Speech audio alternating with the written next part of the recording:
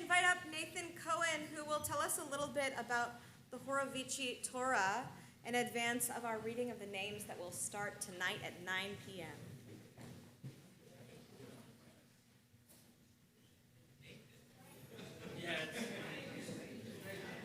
I sort of graduated over the last few months.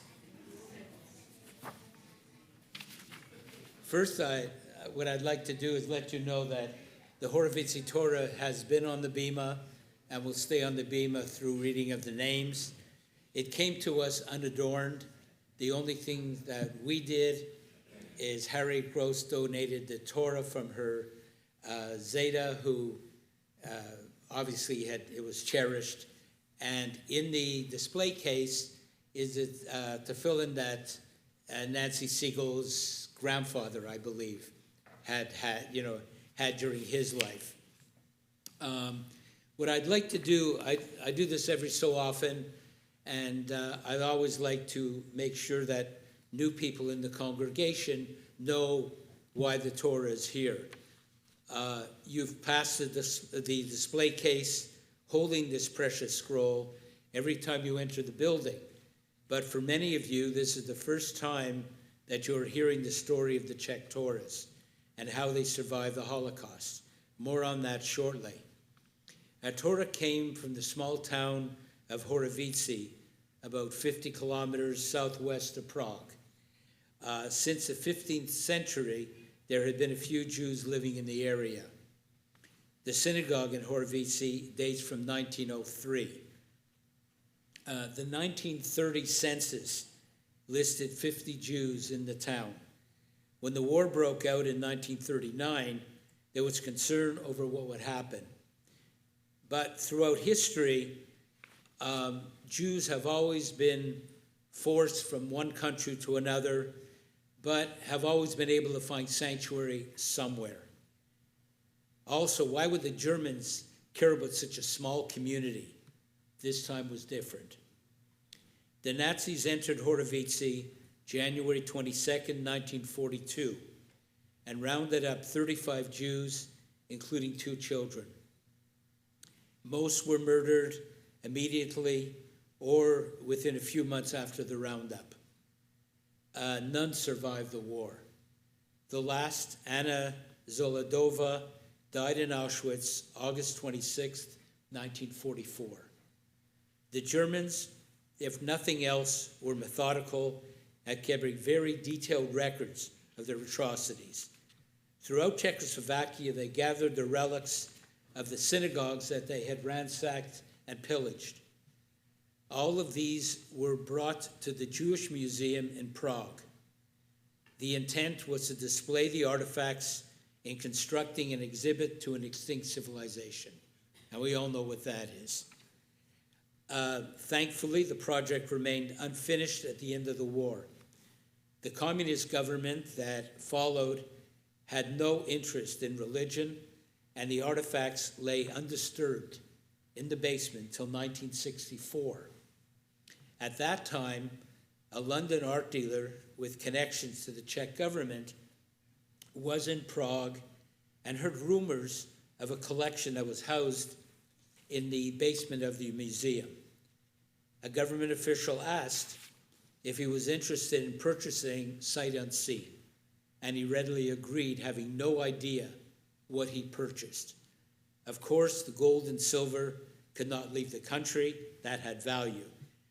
But they had no use for the Torah scrolls. A few months later, several lorries arrived in London, and still not knowing what treasures were hidden in the trucks, the large synagogues in London were not interested in the contents.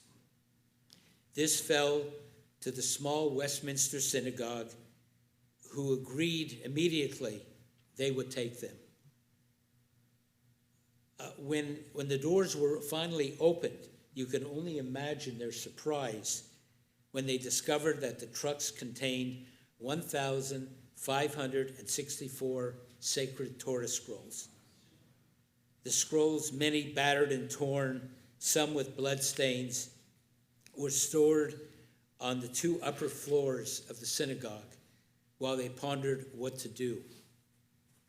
But by what can only be described as divine providence, a young scribe from Israel rang the bell and asked, "Do you have any Torah scrolls that need repair?" They said, "Do we have scrolls? Come." He spent his entire career at Westminster. So began the task of repairing, cataloging, and finding homes around the world for most of the scrolls. Some were so damaged that they cannot be salvaged. Those have become part of a permanent exhibit at Westminster Synagogue. Remnants of parchments resting on each other, almost in the shape of a funeral pyre, if you can imagine what that looked like.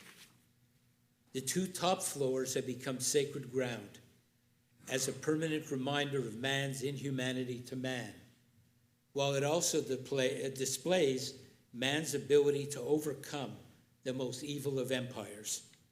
6 million European Jews murdered for the sake of purity, and yet the remnants of our people found the strength and courage to re-enter society. I had heard of the Memorial Scroll Project from a friend of mine in El Paso and called Ruth Schaefer, who had been chair of the commission since its inception. I made the initial introduction and said that I understand that these Torahs are on permanent loan. A few months later, Esther and I flew to London to make the final arrangements for transfer of the Horovitzi Torah to its new home here at Beth Torah. Ruth Schaefer brought us to the top floor where the Torahs were stored. They were laid out, and this, I always find this hard. They were laid out on wooden planks, and that image still haunts me to this day. It resembled the barracks that housed the prisoners in the concentration camps. And they were just laid out the same way as you see those pictures. The room seemed to close in on us, realizing that this was all that remained of their hopes and dreams. On the 4th floor, we met the scribe, watched him work for a few minutes, and walked around the exhibit. We saw a few notes that had been stuffed into Torahs that were being cataloged under the watchful eye of the SS. Notes of names of towns or names of people who were doing the cataloging, saying, "Here we lived," knowing that they were going to be killed. Back in Ruth's office,